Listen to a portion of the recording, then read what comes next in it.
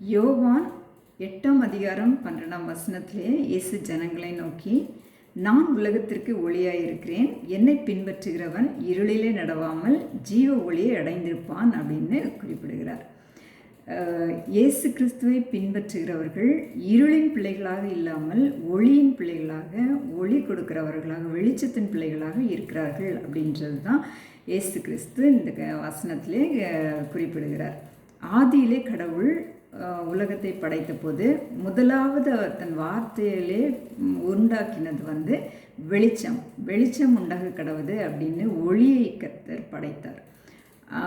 ஆழத்தின் மீது இருள் இருந்தது. இந்த இருளை அகற்றும்படியாக தான் இந்த வெளிச்சம் உருவாக்கப்பட்டது. இந்த வெளிச்சத்தையும் இருளையும் கடவுள் வெவ்வேறாக பிரித்தார். ஏன்னா ரெண்டும் ஒன்றிணைந்து இருக்க முடியாது. வெளிச்சமும் இருளும் ஒரு இடத்துல சேர்ந்து இருக்க முடியாது.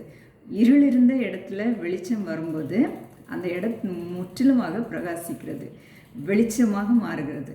அதை மாதிரி தான் நம்முடைய வாழ்க்கையிலையும் பாவமும் பரிசுத்தமும் இணைந்து இருக்க முடியாது. பாவமும் பரிசுத்தமும் இணைந்தே பயணிக்க முடியாது. ரெண்டுக்கும் தொடர்பு கிடையாது. இருளின் அதிபதி சாத்தான். சாத்தானுக்கும் கடவுளுக்கும் சம்பந்தம் கிடையாது. அது மாதிரி தான் நம்மளுடைய வாழ்க்கையில் பரிசுத்தமும் பாவமும் இணைந்து இருக்க முடியாது. நாம் ஒளியின் பிள்ளைகளாக இருக்கும்போது பரிசுத்தமான வாழ்க்கை வாழ முடியும். ஒரு இருளான இடத்துல ஒரு ஒளியை ஏற்றும்போது அந்த இடம் எப்படி பிரகாசிக்கிறதோ அதே மாதிரி தான் நம்முடைய வாழ்க்கையிலையும் ஒளியான இயேசு கிறிஸ்துவை நாம் ஏற்றுக்கொள்ளும்போது எல்லா இருளான காரியங்களும் நம்மளை விட்டு அகன்று போகும். எல்லா பாவ காரியங்களும் நம்மளை விட்டு விலகும்.